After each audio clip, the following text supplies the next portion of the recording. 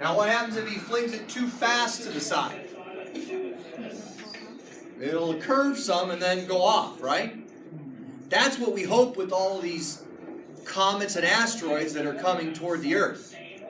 That they're not going to go into an orbit or crash into us, right? Yeah. That's bad. We're talking Armageddon stuff. Why is everything going in the same direction? Well, the answer is it wasn't. Okay, you probably didn't hear what he said, and I'm going to actually probably shut him up because he talks at a volume it's hard to follow, and I'll just explain what's going on here. If you, any of you had astronomy, or you know basic astronomy? I mean, let's, not getting into the whole debate over whether Pluto is a planet or not a planet. We're aware of definitely these 9 objects that are orbiting our sun, right? And they're all orbiting in the same direction. What? Is that just luck? What? How'd that happen? Well, he's going to show you something here, give you a visual that's really neat. He's going to take a whole bunch of marbles of different masses and things and fling some one direction and some in the opposite direction. And you'll notice over time, the remaining marbles are all going in the same direction. Wait, what? Now, how is that? Well, this ties back to our last chapter.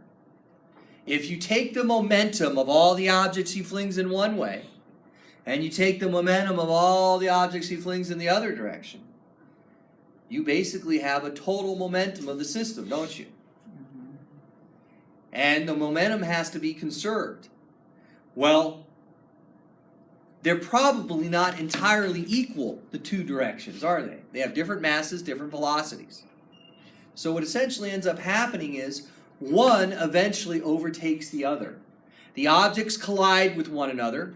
You know what the word coalescing means? You know the verb to coalesce? Yeah. What does it mean? Doesn't it mean like sort of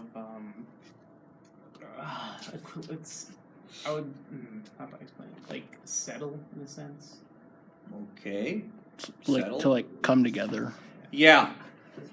You guys probably shouldn't have done this, and you probably haven't had the opportunity to do it because you're older and laws have changed.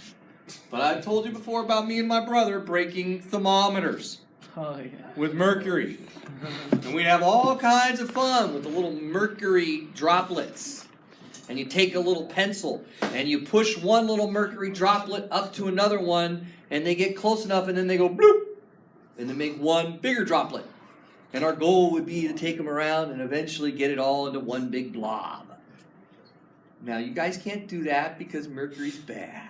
You could also just do that with water. Exactly. To get a little Rain-X, which is fun, or even a little soap on a surface, right? And you spray or sprinkle some small droplets of water and do the same thing. Right? You done that? Yeah.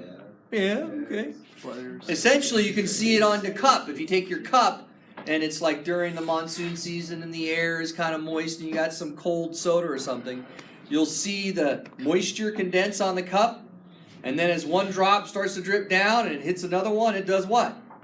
Coalesces, and now it becomes more massive and it starts to fall more rapidly. Okay?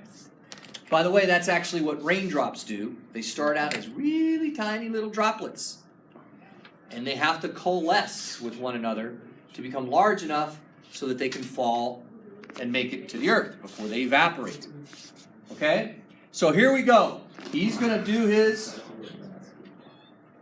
solar system simulation. And you got these things, and they're going different ways. Now look closely at the end. You're going to finally see at some point here, all of them are going counterclockwise in this instance. Okay? Now, it doesn't mean they're always going to end up going counterclockwise. He could have thrown it in a different way, and they eventually could have all, or actually they went clockwise, I'm sorry. They all could go counterclockwise. It's not like everything in the world goes clockwise. No. It's just whatever your overall momentum is going to be, or even energy. So he's going to try it again. Here we go. And you got these things banging into each other. Now these aren't coalescing, but you can see that some of them fall out, and now again, maybe because he's right-handed or something, I don't know, or left-handed, that he's got them all at the end. The only ones remaining are going in one direction. Wow, that's pretty cool. Okay? Now he does something, he comes along, he does something else where, and you may have heard of a thing called like a dipole. Screw country. Screw that? Yeah. Hell no. Okay, well, we're not going to talk about it in terms of chemistry. We're going to talk about it in terms of objects in the universe that are in close proximity. And I don't know if he's going to go, if this is where he does it, but he gets another massive weight. Oh, what's he going to do here? Oh, I know. This is kind of fun. He does a moon Earth simulation. See how you can kind of see how one of the objects is orbiting the other object? That's